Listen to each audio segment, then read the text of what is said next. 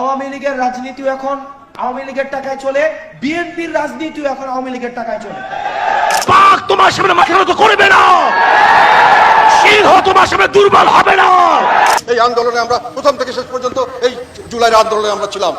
BNP ক্ষমতায় আসবে এই ভয়ে তোমার সামনে সামনে মাথা নত করবে।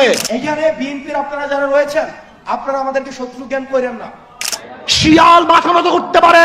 বৈষম্য এই দেশের জন্য সবচেয়ে বড় সমস্যা, এবং এই বৈষম্য সৃষ্টি করে আমাদের এই কর্তৃত্ববাদী সরকার দেশের নির্যাতন করছে, নির্মমভাবে দেশকে লুণ্ঠন করছে। এর বিরুদ্ধে আমার চেয়ে বেশি আর কেউ বলে নাই।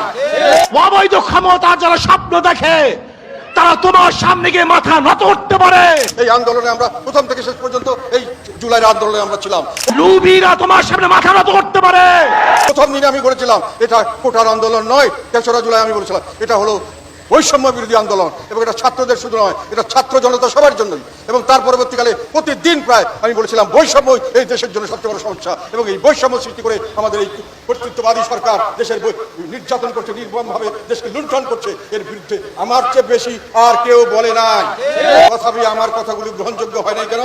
আমাদের পাশে যারা ছিলেন তারা সবসময় তৎকালীন সরকারের সমর্থনে কথা বলেছেন, তখন না বললে পরে আগে বলেছেন। আমার কথায় দ্বিধাগ্রস্ত ছিল, এবং পরবর্তীকালে যখন কিছুদিন আগে সুযোগ আসলো, যখন তারা দেখলেন আমি আবার জনগণের পক্ষে কথা বলছি, আমাদের নেতাকর্মী সবাই আছে আমাদের সঙ্গে, বর্তমান সরকারের বিভিন্ন ধরনের দোষ ত্রুটি, অন্যায়, অবিচার, অত্যাচার আমি যখন তুলে ধরছি, তখন দেখা গেল তাদের মধ্যে অনেক ধরনের সমস্যা শুরু হয়ে গেল। তারা বললেন না, সরকার বিরোধী বক্তব্য দিলে আমরা রাজনীতি আপনার সঙ্গে করতে পারবো না। কি করবেন? আমরা আলাদা আমরা করব, আমরা নতুন করে আমরা কাউন্সিল করব, সেই কাউন্সিলে আপনাকে বাদ দিব। এবং পরবর্তীকালে তারাই বললেন যে সরকারের সঙ্গে তাদের একটা আঘাত হয়েছে। কি আঘাত?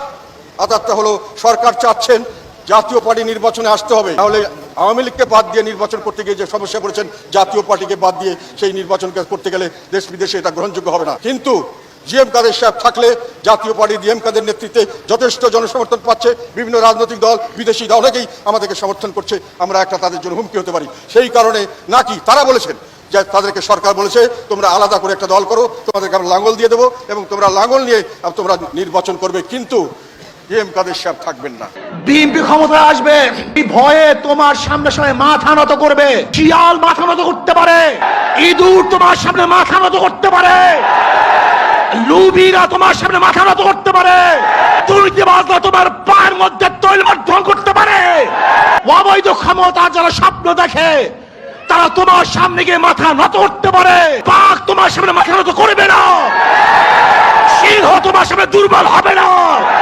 আদর্শবান ব্যক্তিরা তোমাকে কোনো অবস্থাতেই পছন্দ করবে না।